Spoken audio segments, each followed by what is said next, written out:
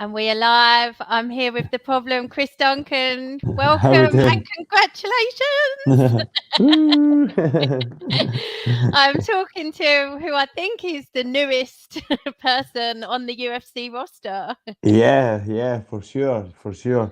I don't know how many people got the contracts last night. There was the one I was looking forward to watching was Bo Nickel, the wrestler, but I don't think he got a contract. Obviously, him being 2-0, I think that was a big part of Dana's decision. Right, yeah. Actually, I haven't watched last night's yet, so yeah, he may well have given some contracts out last night. Like the week before, I've got all ahead of myself. I should have said for anybody who's been living under a rock, you obviously won a contract at the Contender series last Tuesday. Yep. In what was just the most mental fight. Like, and when I looked at it on Tapology, I was like, was that fight only 1 minute and 43 seconds? It felt longer. Did it feel longer to you? No, it felt super quick. It was like in, out, and away.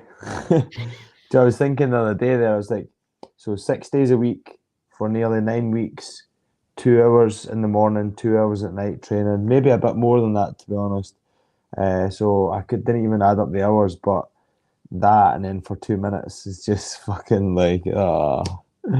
But That's the preparation, isn't it? exactly, yeah, that's what made that shot what it was, I guess. All the Yeah. drilling, all the hours, all the S&C to build up that power. Like, he's not paying you Yep. for the minutes in the cage, he's paying you for all the hours, months, years you've spent in the gym. That's it for sure. But yeah, definitely no overtime on the night. And the week before on that show, he was pissed because like a lot of fights had ended in decision. I think they all ended in decision actually. I think he only gave up one contract. Like, that's Yeah. not what he's here for, particularly on that show. He doesn't like No, decisions anyway, but no. like, He came into the room, so we all got took to our workout rooms, um, and they came in and said, "Oh, Dana wants an interview," and I was like with me, like just me, and then I walked in, and then it was like obviously all the fighters, like blue corner and red corner, and he's like, I'm not here to like for you guys. He's like, this is not what I'm saying. He's like, I'm here for myself, just to make sure we have this all clear. And he's like, you're on the biggest platform for combat sports in the world. He said, we are the pinnacle, we are the best, and this is why everybody wants to be a part of our company, and everybody wants to be signed.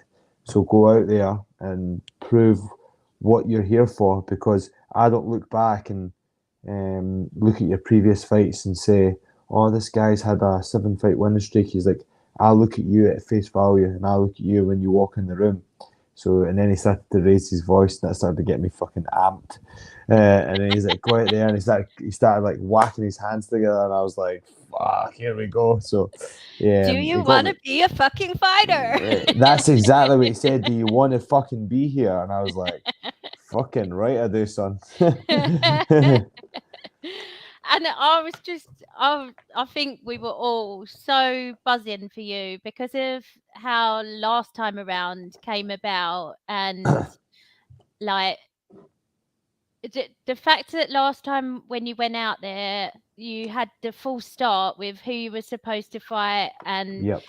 like the fact that he'd missed weight or got ill or whatever it was that went up with that weight mess up, but you then Yeah. couldn't fight. Then you chose to stay out there, but having to cut again 2 weeks later, like, is, I know you It's want not. to, It's not like, even that. It mentally was you want to just. prove to him like, I'm prepared to do anything to be here, but looking Yeah. back, like seeing the kind of condition that you were in from doing that, it must have Yeah. been so hard to know you don't know when that chance is going to come again. No. It was because of COVID that kind of pushed me into that sort of thing. Because when I got there, well, actually, before I even got there, before I left, I had to get COVID tests, and I was like, "Shit, Yeah. am I going to pass?" Then we got to the airport, and because Adam didn't have a visa, he was technically not allowed in the country. But the UFC writ us a letter to make him exempt from a visa because he is a part of Chris Duncan's team and doesn't actually get paid for any of the work he does abroad. So that's Right. how they kind of got round the loophole of getting him in. And the air hostess had said, or the flight attendant said, "No, I can't get on the flight." And he's like, "Listen, like we can, like here's the letter, blah blah blah." And he's like, "Let me phone Delta." And he phoned Delta, so we're like the last folk in the queue waiting. And turned out Delta just said let them on the flight, but then he's like, "I don't really know if I want to let you on the flight because you might get all the way there and we have to come back." And he's like, "Well, just let us on the flight then, and then Yeah. if we get all the way there and we get turned back, I'm happy to pay him away." And then we got over there and it was absolutely fine. So that was obviously an outside thing that was affecting my mentality towards the Yeah. fight. Got there, then Manuel fucking pulled out, and like that was an absolute fake move, by the way. That wasn't just him being sick, because the UFC offered to take him to the hospital to get checkups and maybe an IV if he needed it, and he refused it. Yeah. And then he asked for a flight home that day, so then he flew home. So like he was at it. He knew he'd What? fucked up, and Yeah, I think that if he had been genuine, then he would have been begging them the same as you were. Can you let me stay out here another week? Like, let us yeah, put on this fight in a week's time, in 2 weeks' time, whatever. yeah, it's not even that. He walked past me, and I said to Adam, I was like, if he starts walking about like that and carrying himself, he was like all hunched over and like in bad posture. And I said, if he acts like that tomorrow, he's going to in for a long night. Um, and then at that point, he could have came up to me and said, "Listen, Chris, I'm not well. I'm really ill, and I apologise." And it would have been, obviously, I would have been annoyed, but you know, the respect element would have been there, you know, and that Yeah. would have meant that I would have respected him as more, and then that I wouldn't have started slating him over Instagram and Facebook and stuff. But yeah, listen, the UFC say jump and you say how high. It's part of my how I've been brought up, and I wanted it that much, and people knew I wanted it that much. So now I had a full camp. Absolutely nothing went wrong in that camp. The only thing that I feel could have played a part in why my performance wasn't what I wanted it to be was the 2 weeks before the fight, I had to fly home from the States to get my visa. And Mm. that was meant to be done mid camp, so that would have took the pressure off the time zones, but that didn't happen. So um, yeah, so I had to come back and get used to the time scale. And then when I came back to England, it was that heat. So then I had to get the train from London to Edinburgh. Then there was a fire on the track, so then I had to get out on the track, and it was just an absolute nightmare. Ended up getting a taxi back from Penrith to Glasgow with four guys. That was fucking wild. So Did you start to think like this is yeah, cursed?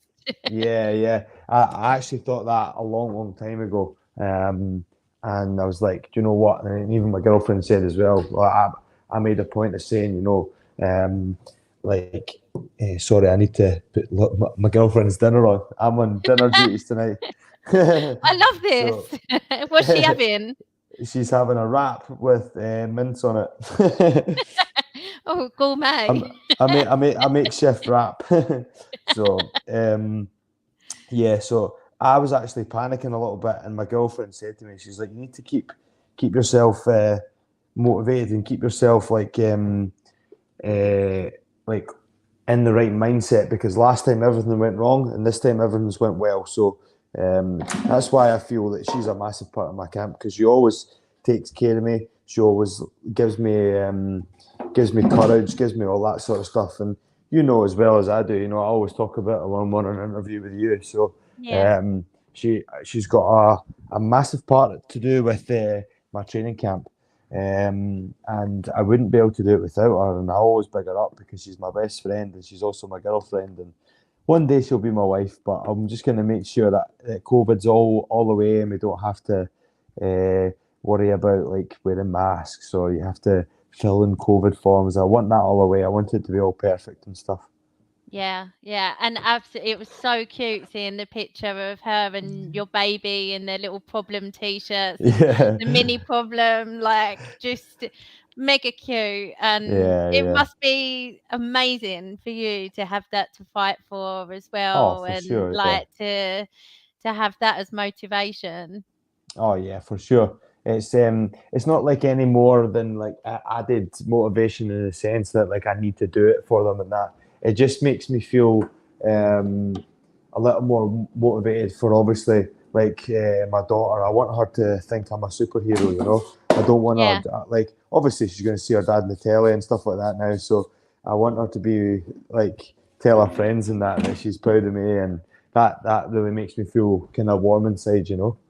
Yeah, oh, one of my teammates, Steve Amable, he was fighting on Cage Warriors recently, and his wife put up a picture of their daughter, like on the telly with her hand on the telly, like that's my dad, Yeah. and it's just mega cute. Yeah, yeah, it's good. It's like when I came home from America, I went to sleep because obviously Summer was in her bed, and I was a bit worried that she would have forgot me a little bit, but she came all the way through, and she like I hadn't felt this before because she just started to pick up little traits of an actual person. So she got her wee hands and wrapped them around my neck, and I was like, ah, it was good. Like it was good. Oh. Stoomboy says, tell us about Adam the animal. Oh man, just Adam, and Adam has got the probably the worst manners I've ever seen in a fucking person, and all he does is eat, eat, eat, eat. I've got like I'm not the most mannerable person like when it comes to eating, but man, he's got a problem. Like,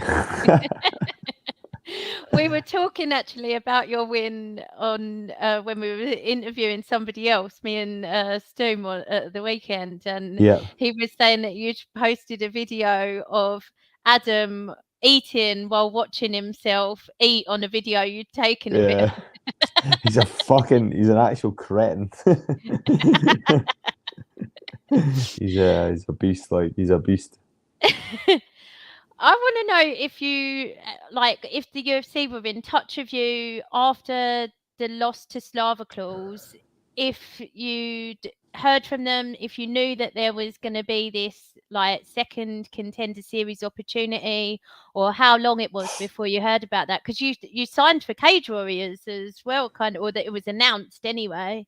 Yeah, yeah, yeah, for sure. So when I fought him and lost against him, Dana White and Sean Shelby specifically came through to my room and said to me, "Listen, we understand what you've done. We Yeah, appreciate what you've done. You're a fighter. You're like what we want in this company. We'll have you back. Go and get yourself a win, and we'll have you back straight away."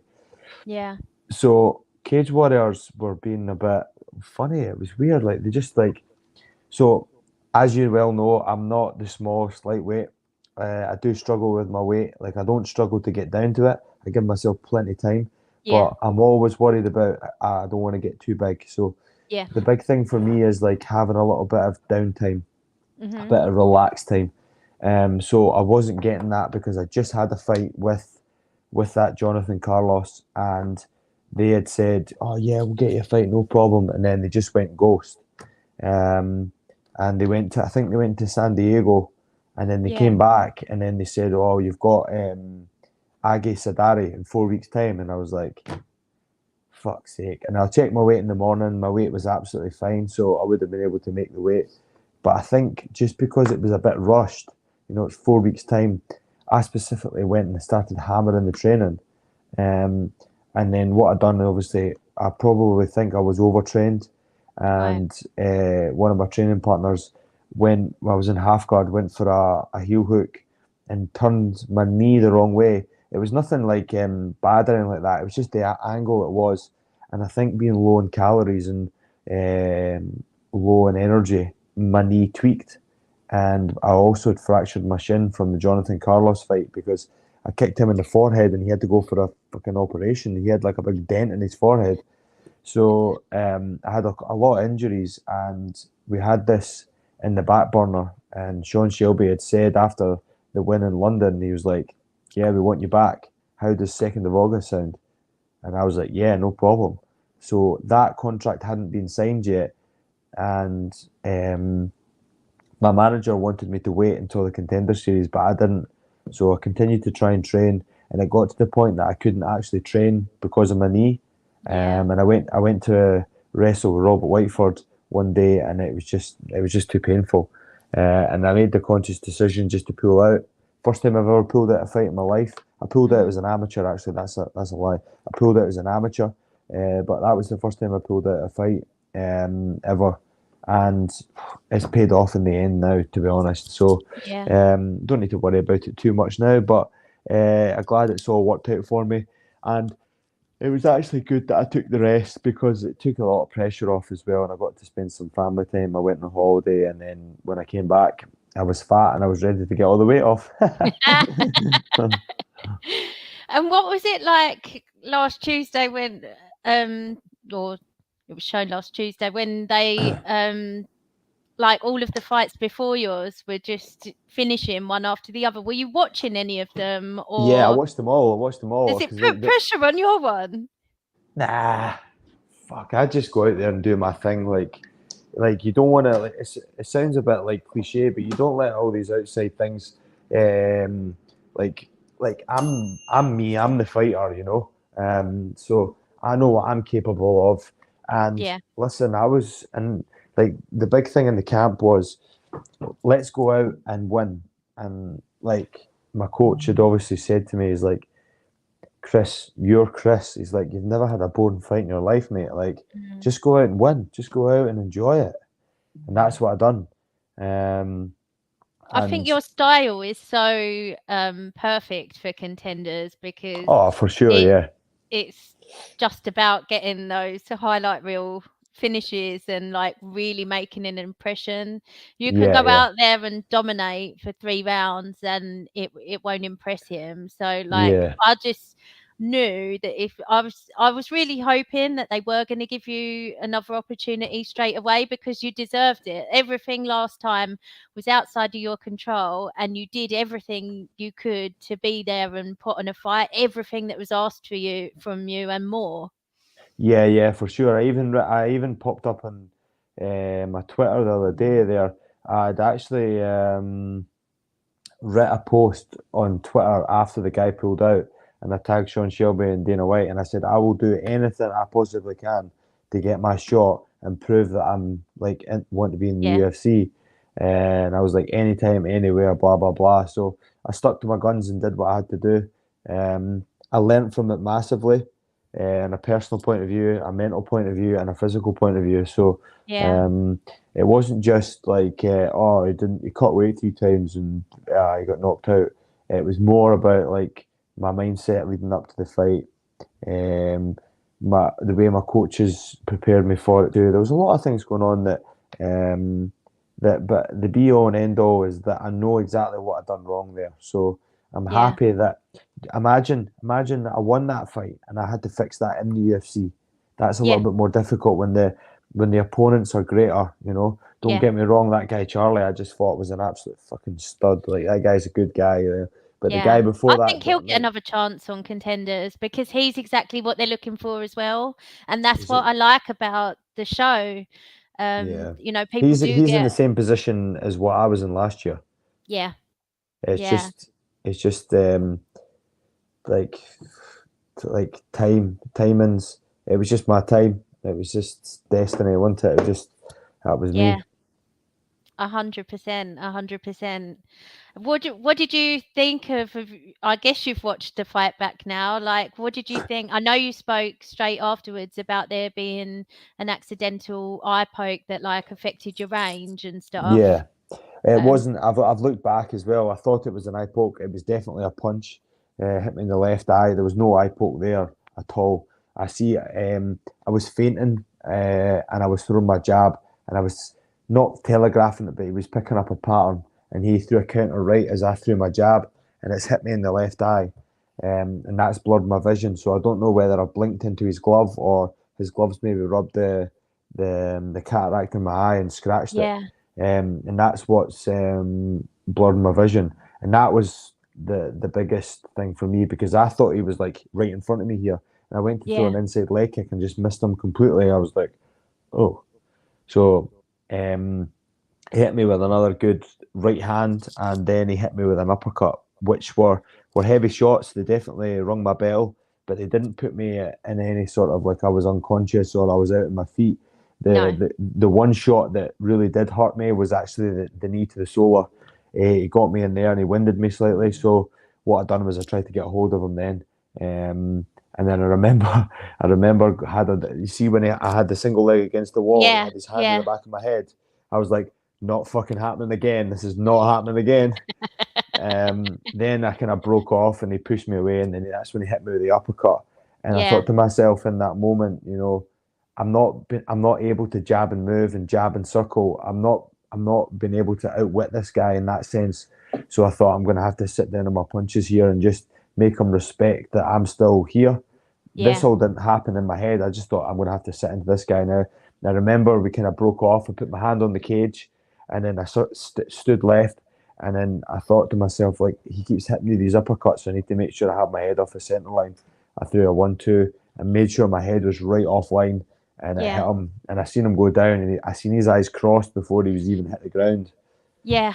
Yeah. His eyes, when you watch that back, like they Yeah. are A bit like gone. me last time. That didn't stop you finishing off with a few more on the ground, though. No, it's You either him or worried he was me. getting back up. Yeah, I was actually. I was like, he's not getting back up. Fuck him. So when you landed that right cross, did you feel like you had your range back then? Could you see properly then, or that was just a Hail No, Mary? no, it wasn't a Hail Mary as such. I could definitely see he was in front of me at that point. But the good thing was that it was more my depth perception that was causing me problems. I could pinpoint where he was, and it was kind of like almost like he was in a movie and he was sliding left to right.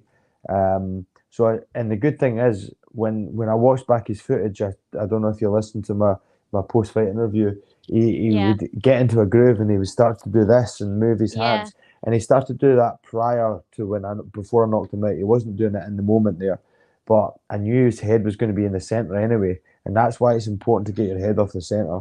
So I just threw a 1-2. I hit him with my jab. It's like a short jab, and then I just threw my right hand. And anybody that trains with me knows that I've got power in every arm and leg, every elbow. So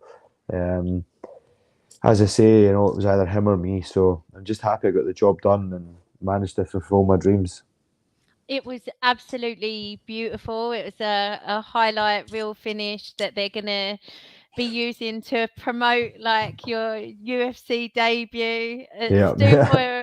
Stoonboy wants to know how good it's gonna be to hear Bruce Buffer saying those words. Chris Ah, the that Problem Duncan. Yeah, that would be pretty cool to be honest. I don't know how I'll react to that because I was getting pretty amped up, even just waiting for myself to go out there. Having Bruce Buffer there would be pretty cool. Maybe Joe Rogan calling my fight. Big thing as well. Michael Bisping was calling my fight. Uh, Obviously, fellow UK guy made a point of saying when I was in the cage, Chris, what a finish! Congratulations. And he came to the back and congratulated me and shook my hand. And he said to me, well, I said to him, I was like, I made a bit of a fucking mess of it at the start. And he goes, it's not how you start, it's how you finish. Now he left it at that. So wise words from an ex-champion. So hopefully I'll get to meet Mike again. Maybe a little bit more casual because everybody was pulling me left, right, and centre for Yeah. obviously interviews and stuff like that after. And I was trying to just take the time to take it all in, but just couldn't. Everything happened so fast. How long were you actually out there for? So I was in America for 8 weeks, and then I came home for a week, and Yep. then I went to Vegas for 6 days. So soon as I got my visa back, so that came in the post, which was a bit of I put the wrong address on it. So then it was a bit funny. I had to kind of hang about, and it so happened I just phoned the company that delivered it, and he managed to come to my house, and I phoned the UFC straight away, and we got a flight booked for the next day. So as soon as I got my passport through the door, I packed my bags and went the next day because I wanted to try and get as most acclimatized as possible because I knew it would have took effect. And thinking back now, it did probably take a little bit of effect on me, but it is what it is, and I had to do what I had to do. And you did it. That's it, in spectacular fashion, as always. One thing though, Chris, you cried for Laura Sanko as well. What's that? You cried for Laura Sanko. I thought I was special. Do you know what it is, Katie? It's just like the Women. build. No, probably actually. Do you know what it probably is, women? But the thing in the past with Bellator was that there's always going to be something that a fighter is trying to like gain. So obviously, when we had our interview, money was an issue. Yeah. Money isn't so much of an issue now because I've managed to balance things out a little bit.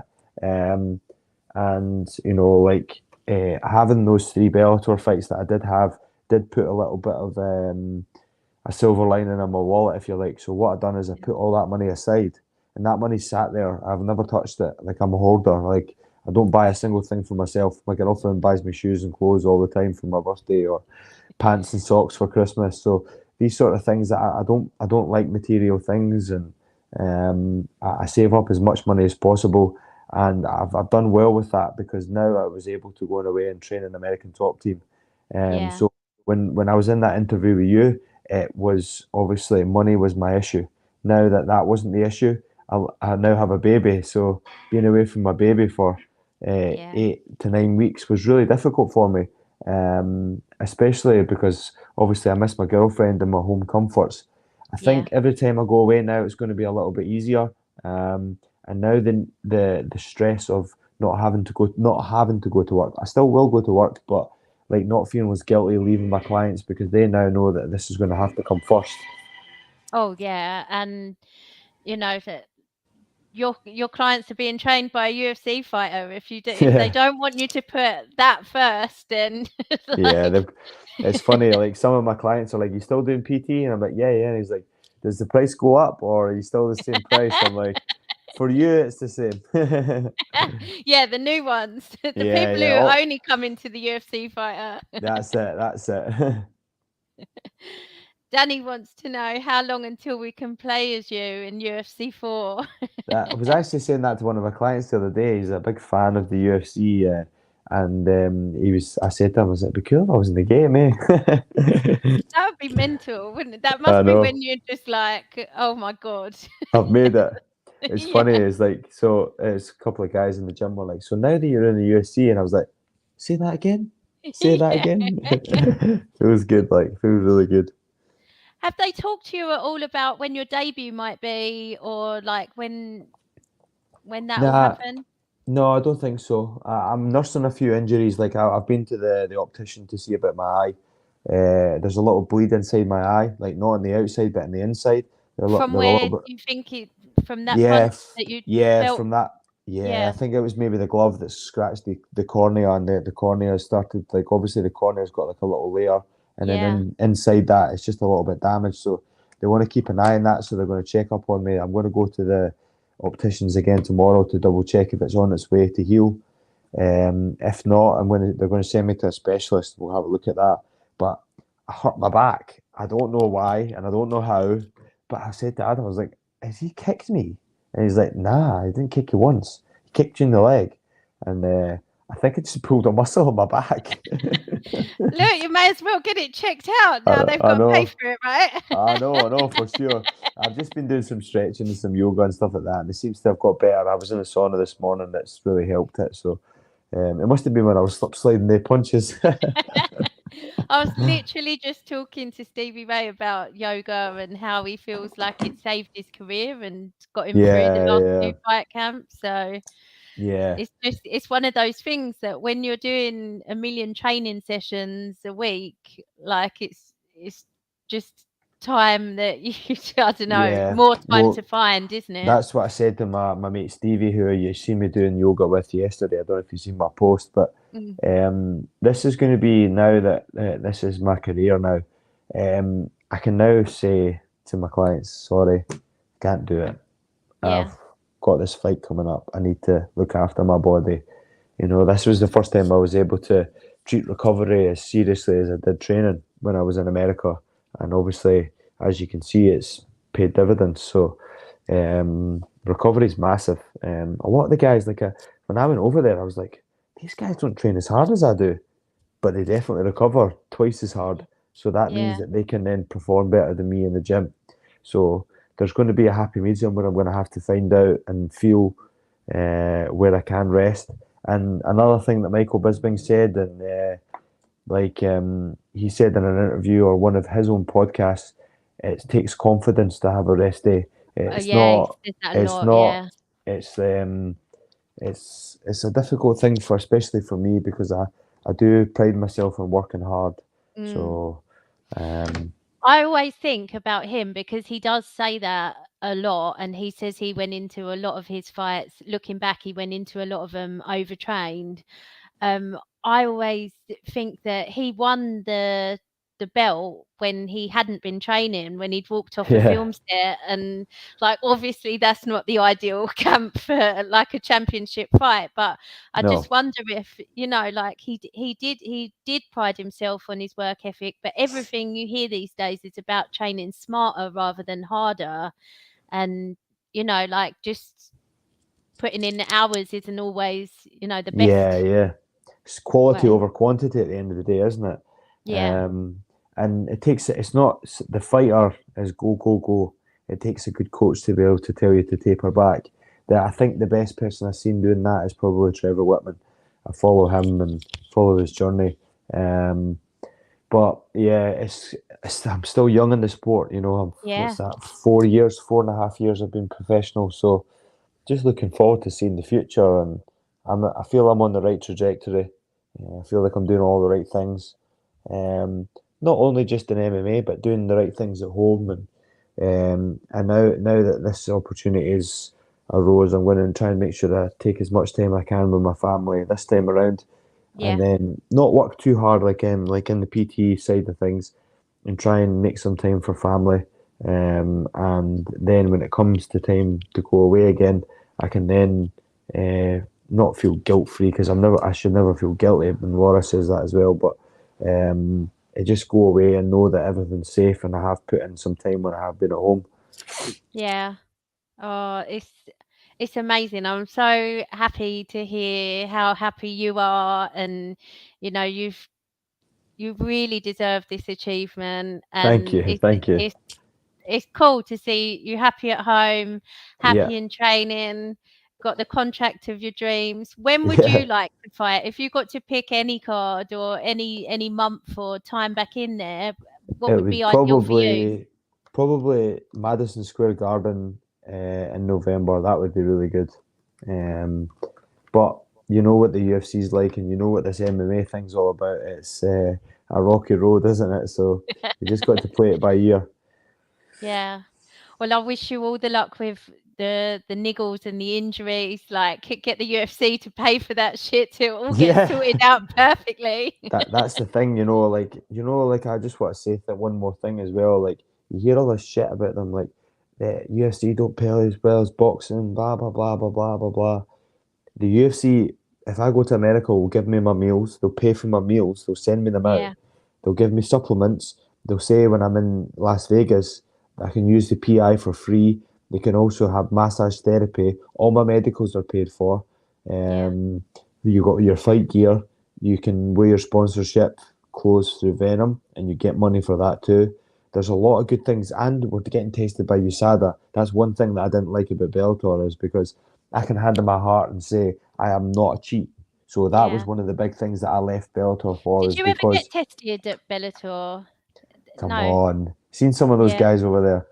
It yeah, was just, I no. was fortunate enough that I was just fighting guys from the UK, so it was fine. The guys Yeah, weren't, they didn't have the money or the funding to be able to juice fight the guys that are at the top of the bill. But yeah, that was a big thing for me. Like, it was actually John Sloan.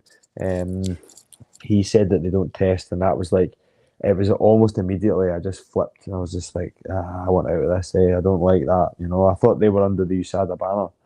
no, yeah. Uh, Um, that would be so cool if we did get to see you at MSG, but to be honest, it's gonna be cool wherever it happens. yeah, yeah. People will be tuning I'm in. I can tell you that. We definitely will be tuning in, and I'm just buzzing for you. It couldn't happen to a nicer guy or someone who Thank you. deserved it more. Like, honestly, just really, really made up for you, and just can't wait to see the debut and the long, successful career in the UFC. Oh, thank you. I really do appreciate that. It means a lot. Thank you. Is there anyone else you wanted to shout out before we go? Shout out. Well, obviously all my sponsors. Like I had a lot of sponsors on board. Quite not so far out. I was a bit worried about that because obviously sponsorship helps a lot, but a lot of guys kind of jumped on last minute, which kind of helped me out a little bit. Obviously the gym and American Top Team, Evil Gym at home, and then I was at American Top Team. Those guys were top notch. Like the training partners and that over there were fantastic.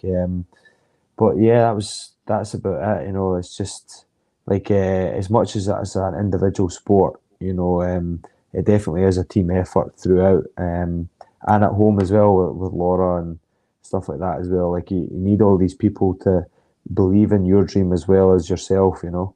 And even like there's people like at the garage and that, like I go to the garage down the road and get a coffee in the morning and stuff, and they're all like cheating me when I went in today. It was good. I was like, oh yeah, it was good. And they were like, well done in your fight. I was like, Oh, cheers. that's so cool. People you don't expect to have fight pass. No, for sure, for sure. But the thing is, as well, I always pride myself on trying to be courteous and polite. And Yeah. I always, in the morning, whether it be 5:30 in the morning when I'm going for my coffee or whatever, I always make sure I say please and thank you. And I make sure I say good morning. And you can kind of see the people behind when they first meet me, they're like, he's a bit cheery for like 5:30 in the morning. But like, that breaks the ice. And then they think, oh, he's a nice guy. And then you get into conversation. I do pride myself on that. I really do think that that's not a lot of people do that nowadays, especially because COVID hit. Everybody's like, oh, stay away. Yeah, no, you're Yeah. right. You're right. And I'll always remember you giving me the first interview we did together, and had to draw the curtains and do it in a hotel room because it was all over the place for Yeah. Bellator. They hadn't set up the media for everyone, so it was yeah, you're very Bit accommodating hectic. then. Yeah, that's absolutely fine. That makes good stories, doesn't it? It does. It definitely Yeah. does. And yeah, good luck for clearing up all these injuries Thank and, you. well, niggles, shall I say? And Yeah. we can't wait to see you back in there. We're all Thank you. so excited for you and so delighted for you, and Thank just you. looking forward to watching you chasing your dreams. Yeah, for sure. Me too. I'm looking forward to the future. And I know you've got Scotty on after this as well, so tell him Chris says we're saving the best for last. And let Stoom Boy know. You need to tell him that I said you're saving the best for last. Because my mate Scotty's fighting on Sunday, so stay tuned for that. That'll be a good fight for him. Will you be there, or you're watching on Well, maybe pay-per-view, or?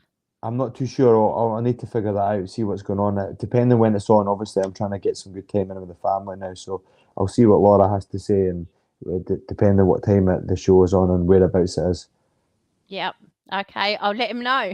Thank you. Thanks so much, Chris. Take care of yourself.